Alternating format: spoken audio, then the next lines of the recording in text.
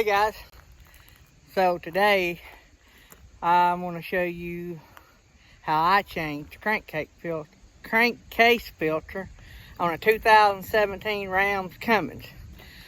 I've started doing a little bit of it, sort of get a little bit ahead so I can sort of film you, because I'm here by myself and got to film it all myself. But anyway, 2017 3500 Ram Cummins. And this is the crankcase filter that you pop the top off, and it's just so simple. If I can do it, you can ask all my friends, anybody can do it. I can do a little mechanic stuff, but I'm not a mechanic. This is how I do it. Don't mean it's the right way to do it, but it works. So hang on and I'll show you what we're up to. All right guys, so you can see I took some of the bolts out, but you take this cover off, which is 1, 2, 3, 4. Take dipstick out, and this off. Set this off, which you can tell I've already got this loose. And then there'll be bolts here, here, here, and we'll take the dipstick out.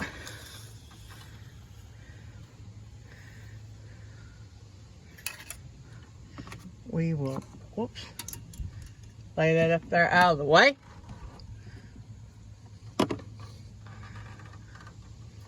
And we'll set this off so I can sort of show you what this looks like. Set that out of the way. And you can see there's 1, 2, 3, 4, 5, 6, 7, 8. 8 screws on. So I'll get the rest of this off and I'll show you a little bit more. Oh, by the way, don't go to the round place unless you just want to pay an arm and a leg. eBay, Amazon, I ordered this, come out of Canada, I think. $50, something like that. I'll try to find a link and list it in the description. But I think the round place gets, oh Lord, $200. They get a lot more than any $50. So that's an eBay or Amazon item right there. So, all right, I am on the last one. When you start taking these bolts out, they're loose. I mean, they're not that tight. I say the last one, I got one more. But anyway, they're not that tight. They're just snug on there. So remember that when you take them out. I mean, it takes no pressure at all, hardly. You turn it a couple of times with the ratchet, and they'll just hand unscrew after that. Finger unscrew, I guess. Just don't drop any. Have you a good place to put them. And you take the oil cap off. And then this just sort of comes loose. Whoops. This just sort of comes loose. So let me get that off and I'll show you some more. Alright guys. So you just, when that top comes off really easy.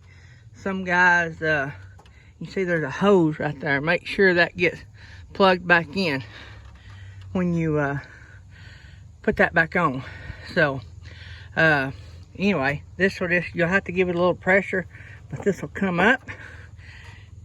When you flip it over, you'll see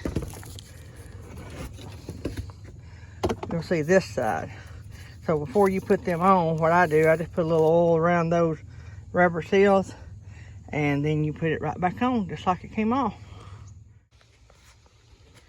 Alright guys, so all I did was, like I said, I oiled them 2 rubber gaskets, and that thing just popped right back down, just like the old one came off. So not a lot to it. Just make sure you keep everything clean. Like wipe that dipstick off, like I laid it up there, sort of dirty area. Wipe that off real good. Make sure you wipe that out real good.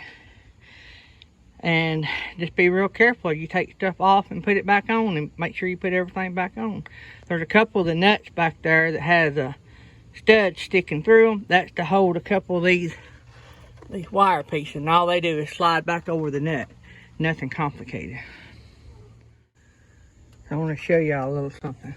So when I took this cover off, this hose, I wasn't going to take it off, but it slid out. And so when I went to put it back on, this is a real tight band. It's like a compression band. You take your pliers, squeeze that, and slide it where you want it. Well, I didn't undo that, but I seen it came off as I was taking it off, and it was slid back to here. Undoubtedly, somebody worked on this before and forgot to slide that up. So be real cautious when you put this back, that hose is on and clamped properly, because that could give you some trouble if you didn't. So all you do is take a pair of pliers, squeeze that, and slide it where you want. So, but I've got all this on. Now I'm picking to put the cover on, which might be a little hard to do with one hand, but that's pretty much it. You line up all the holes and put the bolts in. Alright guys, that is it. Back together. Check your oil while you're at it. If you drive, you know, you check your oil already, but anyway, got all that off. You gotta put your dipstick in, you need to clean it anyway. Might as well check it. So all that's back together.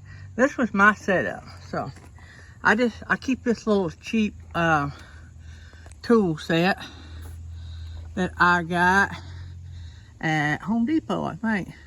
This little cheap tool set. This one had a 5/16 deep well which fitted, but it's 8mm. They both worked on it. Had to have 8mm wrench for the two in the very back, because all I had was a deep well socket. So, and I done it all manually. But anyway, I had all my tools. Do it with manual, you know, ratchet. Didn't have no power tools.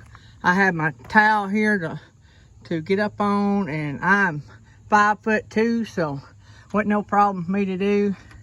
Had a pair of pliers to do the clamp that I showed y'all. And that's pretty much it on as far as what all I had. This is the back side. I think I showed that to y'all. Alright, so this is going to be a little loud, but one thing I forgot to say is crank it up. Make sure you ain't got no leaks or anything. And that would have been a good thing to done before I put the dust cover on. But you can see up and under there. You'd know if you had any leaks. So just make sure of all that before you go to driving. So anyway, there she is, all on and ready to go. One more quick tip.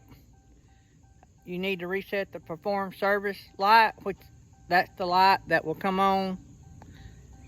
That's the light that will come on when when the filter, the crankcase filter, needs to be replaced. So how do you do that? This is a 17. It may be different on others, but you turn your switch all the way over to on, but don't crank it. Mash your brake pedal twice, slowly. Mash it and release it slowly. And then mash and release your accelerator twice, slowly, within 10 seconds. And then when you turn it off and then crank it back up, the perform service light should be off. Thanks, guys. Alright, guys.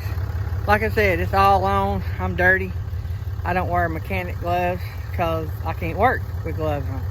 So anyway, I think one of the videos said the Chrysler place gets an hour and a half or 2 hours labor to do that. An amateur.